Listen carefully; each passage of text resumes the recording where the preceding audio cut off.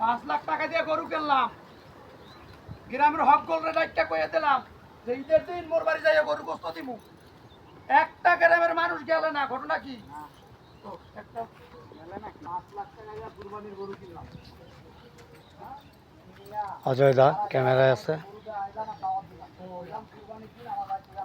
5 লাখ টাকা দিয়ে গরু কিনলাম, সারা গ্রামের লোকের গরু দেখাইলাম, ইয়াসিন দাওয়াত দিলাম, কইলাম ঈদের দিন গিয়ে গরু গোস্ত লই আই। একটা নীরব, মানুষ গেলে না, একটা মানুষ যায় না। নামটা নীরব কিন্তু সবসময় হাসি খুশি থাকে। অনেক দিন পর আবার গ্রিন মডেল টাউনে আসলাম কোরবানির শুটিং করার জন্য।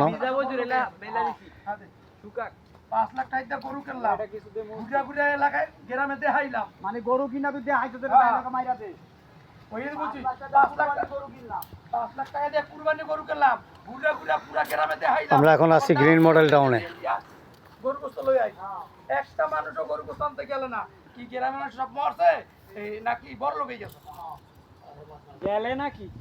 গেল না, গেল না, একটা মানুষও আমার বাড়িতে গেল না। একটা ওই ভুলি যা, আবু হয়ে যায়।